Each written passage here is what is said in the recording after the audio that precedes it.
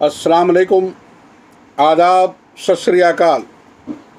मैं शायरी का मुदीर शहाब अख्तर झरिया धनबाद झारखंड से आज किताब दोस्ती के तहत हम गुफ्तगू करेंगे उर्दू के हवाले से, उर्दू ज़बान के ताल्लुक़ से और शारदा भारद्वाज जी की किताब शेरी मजमुआ समंदर की तलाश पे।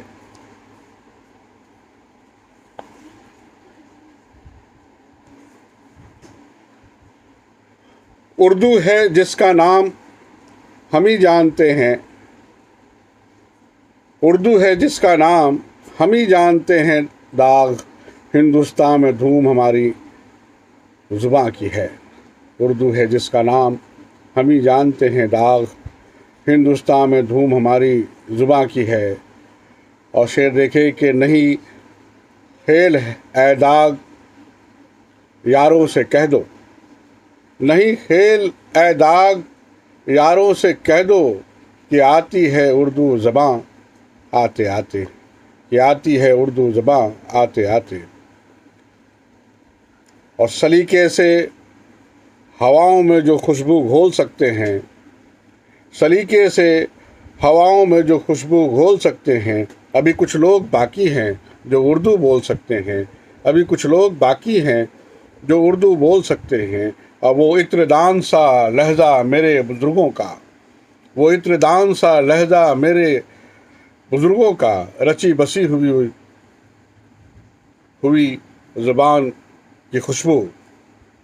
आइए हम आप इस महफ़िल में गुफ्तगू करें उर्दू ज़बान के हवाले से, उर्दू ज़बान की जो चाशनी है, उर्दू ज़बान के जो असरात हैं, उर्दू ज़बान की जो आशिकी है, उर्दू ज़बान की जो मिठास है, कैसे वो आपको आपके कानों के ज़रिए आपके दिल में उतर जाता है और कैसे आपको अपना गर्विदा बना लेता है, कैसे वो अपने बाहों को फैलाए ख़ुद में आपको समेट लेता है।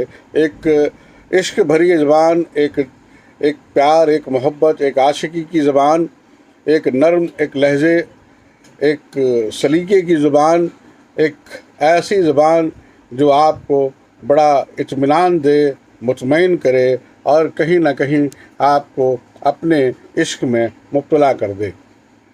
उर्दू ज़बान के ताल्लुक़ से ये चंद बातें मुझे यूँ अर्ज़ करनी पड़ी कि मुझे याद आता है जब संजीव सराफ से मेरी मुलाकात जश्न के दौरान हुई जिसमें उन्होंने मुझे मदऊ किया था, तो मैंने उनसे पूछा कि संजीव सराफ जी, आप उर्दू के कैद में किस तरह से आए और कैसे आपको लगा ये रेख्ता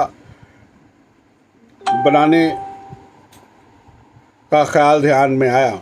उन्होंने कहा कि शहाब भाई, मैं ये तो बता नहीं पाऊँगा, लेकिन हाँ इतना ज़रूर है कि उर्दू के असर ने मुझे ज़ेर कर लिया था, मैं उसके इश्क में मुब्तला हो गया था और मुझे धीरे धीरे उर्दू ने अपने तरफ खुद ब खुद खींच लिया। मुझे उर्दू सीखना, उर्दू पढ़ना या उर्दू की शायरी मुझे बहुत अच्छी और मोहित करने लगी और मैं इसके तरफ बस खींचा चला गया। ऐसा बहुतों के साथ हुआ है और कहीं ना कहीं खुद मेरा भी यही मामला है।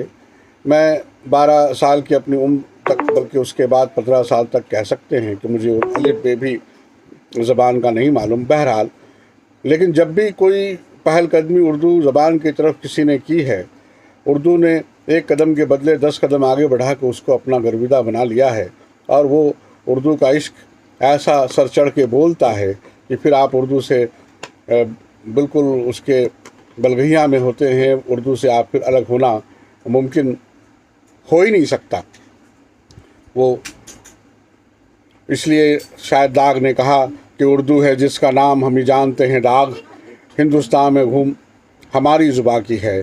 संजीव सराफ के रेख्ता के बाद जो मैंने जो एक छोटी सी बात आपको बताई, इसमें आप रामू जी का नाम एक जोड़ सकते हैं, बल्कि जोड़ना ही चाहिए, क्योंकि टेलीविज़न यानी इलेक्ट्रॉनिक मीडिया में उर्दू के जो फैलाव में उनका रोल रहा है वो एक बहुत बड़ा कंट्रीब्यूशन है, और वो शख्स भी उर्दू का एक बड़ा आशिक। उन्होंने ईटीवी कायम किया, ईटीवी उर्दू, ईटीवी के बहुत सारे चैनल्स उन्होंने उर्दू के लिए बनाए, उसके लिए बहुत काज किया, बहुत मेहनत की, और उर्दू के वो भी आशिक रहे हैं। इन बातों को कहना इसलिए भी ज़रूरी हुआ और लाजिम हुआ कि जब मुझे एक डाक 3 दिन कबल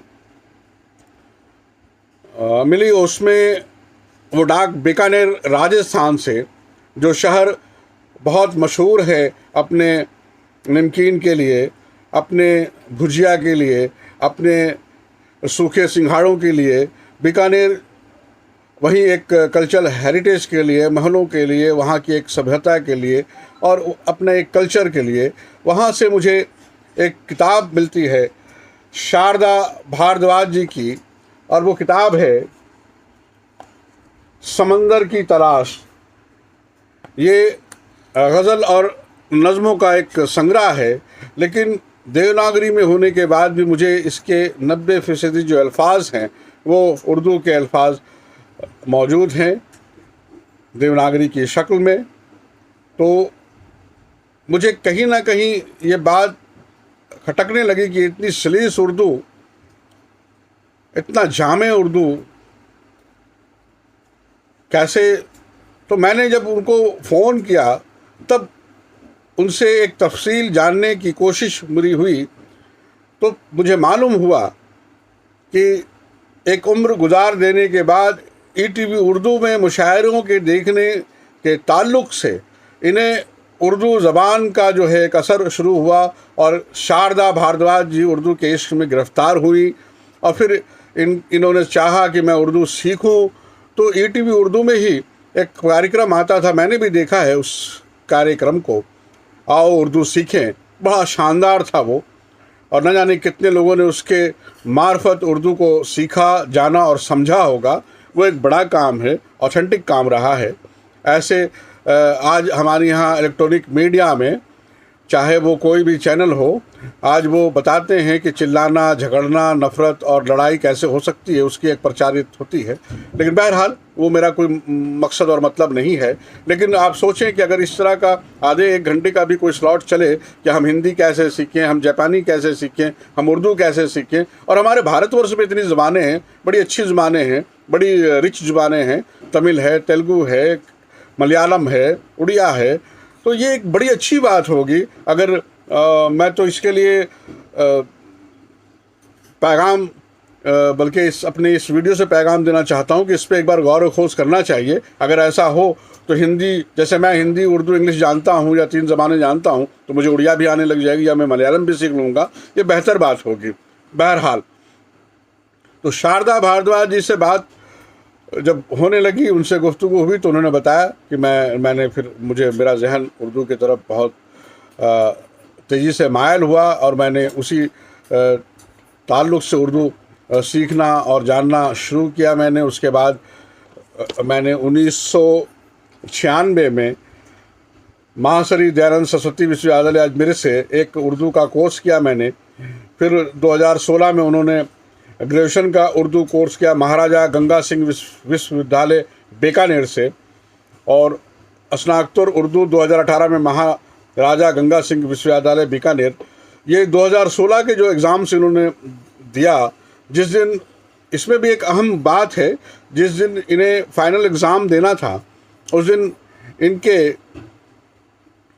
शौहर नामदार का ऑपरेशन होना था, और उन्होंने भी इनको कितना हौसला दिया और कितनी उनकी मदद की। उन्होंने ऑपरेशन थिएटर में जाने से पहले इनसे कहा कि आपका आज पेपर है, ऑपरेशन तो होगा क्योंकि मैं हॉस्पिटल आ चुका हूँ और मैं एडमिट हूँ, तो आपका पेपर भी होना चाहिए। मेरी ख्वाहिश है कि आप वो एग्ज़ाम ड्रॉप ना करें। तो ये उर्दू का इश्क है, उर्दू का जादू है, उर्दू के असर हैं। मैंने उनसे कल कहा है कि मैं आपसे इंटरव्यू करना चाहूँगा, और ये बड़ी मज़ेदार और बहुत ही मालूमाती, और उस जुनून और उस इश्क को भी सलाम कि आपने इस उम्र में फिर से एक नई ज़बान को सीखने का हौसला जज्बा दिखाया, और हौसला और जज्बा दिखाया ही नहीं, उसको सीख कर आपने उस शायरी की किताब तरतीब दी और एक किताब शाये किया। इसके लिए मैं आपको सलूट करता हूँ, आपको मुबारकबाद देता हूँ। और ये ख्वाहिश है कि ये सफ़र जारी रहे। आइए शारदा भारद्वाज जी की किताब समंदर का रास्ता, समंदर की तराश से कुछ गज़लें मैं पढ़ूं और आप सुनें। मोहब्बत के आप से सींचना होगा वक्त को, मोहब्बत के आप से सींचना होगा वक्त को, हासिल कर पाएँ फिर असमार के दरख्त को।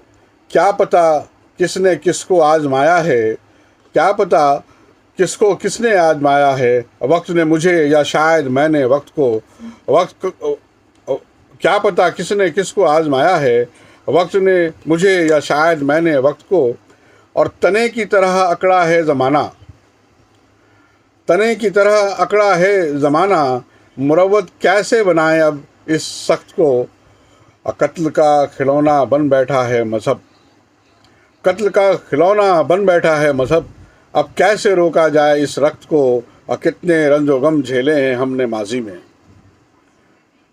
कितने रंजो गम झेले हैं हमने माजी में, अब कैसे भूल जाएं हम उस सरगुज़श्त को, अब कैसे भूल जाएं हम उस सरगुज़श्त को। नेक नियत इंसाफ ख्याल बन जाएं, बड़े लगाव से पाला है हमने इस हसरत को।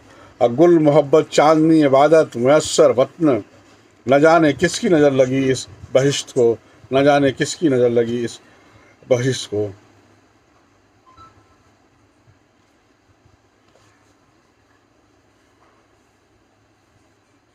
दूसरी गज़ल का 2-3 इशार मैं पेश खिदमत कर रहा हूँ। देखें कि ज़िंदगी में तनाज़ा मुखालफत दुश्वारियाँ हैं, ज़िंदगी में तनाज़ा मुखालफत दुश्वारियाँ हैं, कहाँ तक होगी तो एक दिन ये भी फ़ना है। क्या क्यों कैसे न जाने कुछ तो हुआ है, ऐसे तो क्यों ये सुकूत खामोश फ़िज़ा है। हासिल तो सब और मुकम्मल ये ज़िंदगी है, हासिल तो सब और मुकम्मल ये ज़िंदगी है, फिर क्यों किस तलाश में वो यूँ सरे गर्दा है। और सब में चमकते ये सितारे मैं महताब है, सब में चमकते ये सितारे मैं महताब हैं। शहर में खिले गुल महक कोयले गज़ल खामा हैं, और खलिश है घुटन और रंजो गम है माहौल में, खलिश है घुटन और रंजो गम है माहौल में। शायद यही सारे सब मौसम ख़ज़ां हैं, शायद यही सारे सब मौसम ख़ज़ां हैं। और एक आखिरी गज़ल, छोटी सी गज़ल है, ये भी सुन लें कि नेकियों में भी अब राज नज़र आता है, नेकियों में भी अब राज नज़र आता है, ऐब जोई दुनिया है दाग नज़र आता है। और मोहब्बत के मुआफ़िक हालत हो इश्क में, मोहब्बत के मुआफ़िक हालात हो इश्क में, जहन में आशिक के फिर बाग नज़र आता है। पत्तों की तरह बिखरे गिरी हैं ज़मीं पर, रिश्तों में तो कोई तूफ़ान नज़र आता है। और कामयाब मंजिल मैं जानूँ तो लाज़मी है, कामयाब मंजिल मैं जुनूँ तो लाजिम है, वरना कदम पोशी को कहाँ ताज नज़र आता है। और लगता है इश्क ने दस्तक दी है दिल में, लगता है इश्क ने दस्तक दी है दिल में, ज़िंदगी के तरन्नुम को साज नज़र आता है। लगता है इश्क ने दस्तक दी है दिल में, ज़िंदगी को तरन्नुम साज नज़र आता है। और उर्दू के हवाले से 1-2 शेर और मुलाहज़ा फरमा लें कि बात करने का हंसी तौर तरीका सीखा, हमने उर्दू के बहाने से सलीका सीखा। बात करने का हंसी तौर तरीका सीखा, हमने उर्दू के बहाने से सलीका सीखा। अब वो करे बात तो हर लफ्ज़ से खुशबू आए, ऐसी बोली वही बोले जिसे उर्दू आए। वो करे बात तो हर लफ्ज़ से खुशबू आए, ऐसी बोली वही बोले जिसे उर्दू आए। और अजब लहजा है उसकी गुफ्तगू का, अजब लहजा है उसकी गुफ्तगू का, गज़ल जैसी ज़ुबान वो बोलता है, गज़ल जैसी ज़ुबान वो बोलता है। आज की ये महफ़िल बस यहीं बर्खास्त होती है। मैं शहाब अख्तर, शायरी का मुदीर, झरिया, धनबाद, झारखंड से। खुदा हाफिज़।